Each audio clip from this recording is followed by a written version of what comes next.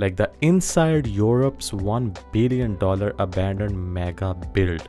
Damn. $1 billion though? And it got 5.7 million views, dude. From the B1M. I have seen their few videos. Really nice construction videos. You get what I mean? But let's see what they got from this.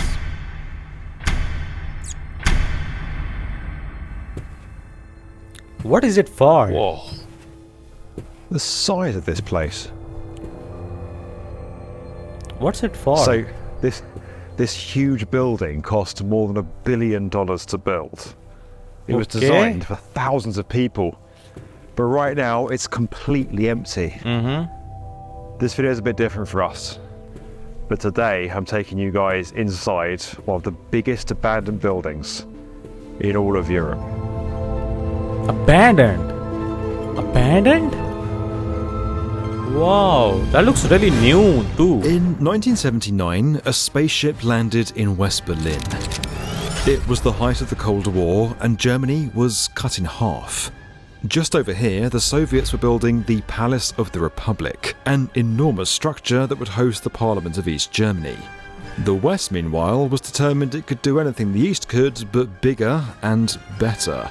So West Berlin put forward the spaceship. It was to cost $1 billion That looks to construct, insane, making dude. it the most expensive new building in the city since World War II. At its opening, then Federal President Walter Scheel declared it would outlast even the Great Pyramids of Giza. Berliners gave that building a nickname. They called it the spaceship. Even though it Looks was cool, partly though. built out Hella of cool. spite, this building has become something of an icon for Berlin. It's both embraced and despised, depending who you ask. In many ways, the construction of this place mirrors the story of Berlin itself. It's dark, it's techno, it's packed full of history, and steeped in the politics of the Cold War. But in recent years, the ICC has come under threat and been left abandoned. Now, a new competition could be set to reinvent this spaceship for a Berlin that looks radically different. Why they cannot use it for any function or There's anything just like that? something about Berlin, particularly when it comes to architecture. It can be Right. brash and cold, brutalist and modern, a real mix of architectural styles and time periods. That's perhaps best represented by the International Conference Centre, or ICC, a building that's been dubbed by the locals here as the spaceship. But there's a lot more to this place than meets the eye. Inside is one of the biggest convention centres in the world, a place that housed what was the second largest stage in all of Europe. And it holds a pretty remarkable engineering secret. You see, this isn't just one massive building. What you're looking at right now is the shell, and there's something incredible suspended inside. But to tell you the full story, we first have to go back in time. 1960s. In the 1960s, Berlin was very much a city divided, both physically and ideologically. Okay. In 1961, the Berlin Wall was constructed to stop East Germans from fleeing to the West. It became one of the most potent symbols of the division in the country, separating families, friends, and communities. The East was communist-controlled, while the West was a democratic enclave supported by the British, Americans, and other Western powers. This was the Cold War, and it was competitive. If one side did something, so too did the other, whether that be stockpiling nuclear weapons or heading to the moon. Even something as small as city infrastructure became a way for both sides to try and show their superiority. The two cities began to have radically different architectural styles to reflect their opposing ideologies. East Berlin prioritised grand statement pieces that showcased the government's unopposed strength, like the Karl Marx Alley or the futuristic TV tower they planted at Alexanderplatz. It's a 638-metre watchtower that broadcast propaganda and could be seen from pretty much everywhere in both cities. Yeah. For its part, the West retaliated with modernist architecture that symbolised progress, democratisation and technological achievements, such as the Berlin Philharmonie and the Tegel Airport Terminal. It was during this time that the East announced they would be replacing the now demolished Berlin Palace that once housed Prussian kings and German emperors with their own Palace of the Republic. Inside would be the Volkskammer, the Parliament of East Germany. This building was one of the most significant architectural projects of the German Democratic Republic. It featured luxurious materials that weren't common in the Soviet Union, including marble and wood panelling, making it one of the most extravagant structures in the entire country. Naturally, of course, the West had to respond. They put forward their own enormous, extravagant building. Only, instead of a palace, their building would be the largest congress centre in the world. Instead of housing a communist regime, theirs would hold international conferences and trade fairs. It would be a capitalist playground. This place would have another purpose too. To announce West Berlin as a hub for international business and culture, to declare that it could be its own city, not just an enclave in an increasingly unfriendly part of the world. Looks crazy inside as well. This building was to set up a building which was the biggest, the largest convention center in Europe, which was, of course, a political statement at that time. To have it in West Berlin, a city surrounded by communists and by Russian army. Husband and wife architects Ralf Schuler and Ursulina Schuler-Witz were chosen to design the behemoth, and they conceived a futuristic high-tech structure unlike anything that had been seen before. They wanted to create a building that symbolized the modernity and technological advancement of the Berlin they wanted to live in. What they created was a striking mix of brutalism and high-tech architecture. You can see this in the exposed steel beams, sharp angles, and its machine-like aesthetic. This was technical optimism, and it represented all the hope that West Berliners had for the future. The space race as a convention centre. That was probably the biggest construction site ever in West Berlin, and every time I drove by car with my parents, there was this huge construction site on the ground. Construction works first started in 1973, and when it was completed in 1979, more than 900 million Deutschmarks had been spent, making it the most expensive building in West Berlin since the end of World War II. At 320 metres long, 80 metres wide and 40 metres high, it was one of the largest buildings in the city. You could lie the Eiffel Tower down flat and it would just about fit inside. Ooh. This site's also surrounded by pretty busy roads, so getting the soundproofing right was essential. To ensure that noise and vibrations from the outside couldn't be felt inside, it was decided that the ICC would become a building within a building. This inner building would be enclosed in an independently constructed separate outer shell. Ironically, a kind of Russian doll of a structure. This inner building was made of reinforced concrete with pre-tensioned transverse divider elements as the main supports. The weight of the building was transferred down the divider elements to the foundations. Neoprene bearings were used to ensure technical separation from any exterior sounds or vibrations. Meanwhile, the outer building consisted of exterior walls and the roof, effectively forming a shell around the inner building. The walls and roof were built as a steel load-bearing structure. This is one of those buildings that really isn't afraid to show off its structure. It was in fact one of the first in the world to start doing that. A lot of the really big engineering elements, instead of being hidden away, are brought out for the world to see, like those huge steel trusses you can see behind me. They carry the immense weight of what's inside this centre. This building really does embrace its location at the axis of so many motorways. It even has a car foyer in the form of a drive-in level, which allows cars to arrive immediately below the main entrance. Walking in here really is like stepping back in time. Looks as soon like as you come airport inside, to that me. 1970s techno-optimism really hits you. This is the boulevard. This is level 0. This is what most people would have experienced as soon as they walked into this building. And it's like I've stepped onto the set of Star Wars. It really is out of this world. I like that From lights this and everything boulevard, is you on. can access staircases and escalators which are arranged like side roads, taking you up to the other levels of the building. Right. This turns level 0 into a kind of traffic hub with its own road system for visitors. When you enter this building, the first association you have, it's something beyond reality. You feel like being in a very crazy movie. Looks cool as hell, man. Now, one thing you won't have failed to notice is the crazy lighting system above my head. It was designed by Berlin-based artist Frank Uhring. Red on one side, blue on the other. And the idea of that was to try and help people navigate and find their way around this absolute maze of a building. And that lighting system all comes together here above this central meeting point. This sculpture above me is called the Brain.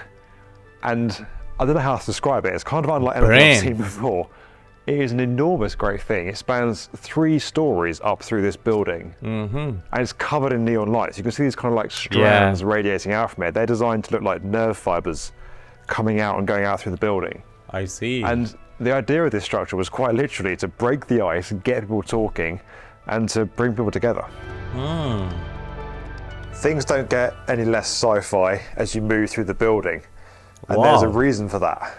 The room I'm in now, one of the lecture halls, Hall 6, was actually modelled off Star Trek, one of the television shows that were popular at the time. And you can really see where this building gets its nickname, the spaceship, not just outside, but inside as well. Right. I feel like I'm in a movie right now. It's very, very cool. So this is probably the most impressive part of the ICC, right? It's called the main hall.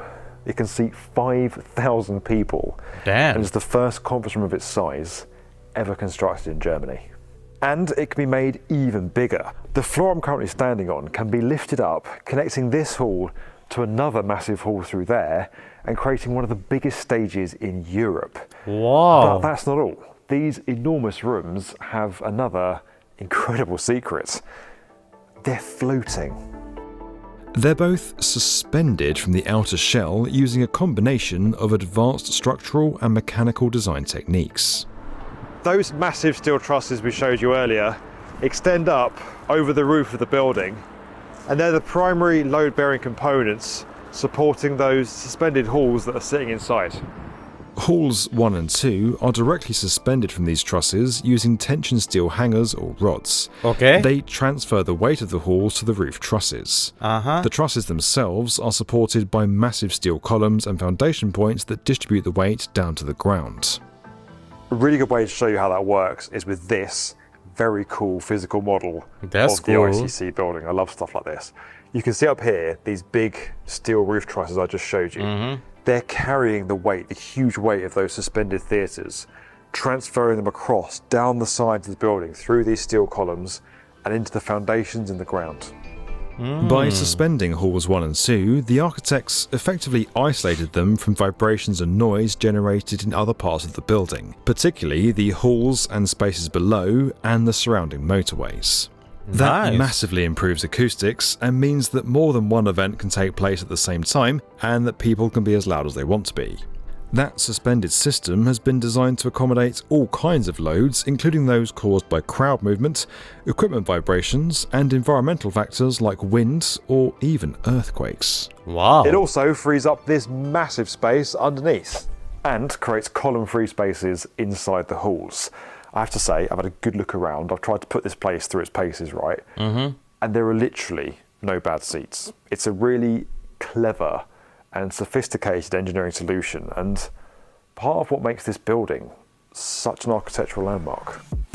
But when it was completed and open to the public, the reaction was pretty mixed. Okay. While some praised its forward-thinking and bold design, others noted the enormous construction costs, equivalent to over $1 billion in today's money. Right. Despite that, the building has developed an almost cult-like status and was given a heritage listing in 2019. Everyone who comes to Berlin and who passes by say, wow, what is that? That is incredible. Wow, what is that? What an iconic architecture. What an Only iconic from the outside, but if you are architecture. inside, that's even more amazing. Amazing. People came over from everywhere in the world to join the opening ceremonies for this building. So it was a very, very known building, not only in Berlin, but you can say in Europe. It was a very, very famous building.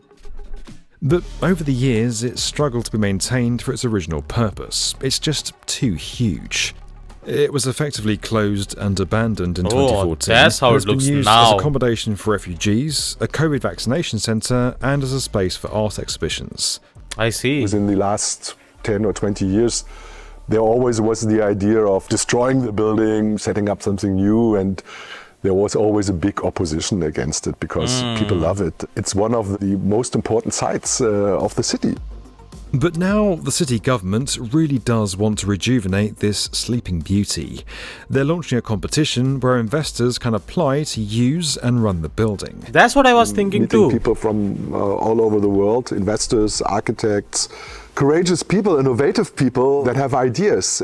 It's not a competition where you just, say that is our concept and take it or don't take it, but it's a dialogue. So the idea is that the investor and the architects, they enter into a dialogue with the city of Berlin to have the most innovative concept for this building.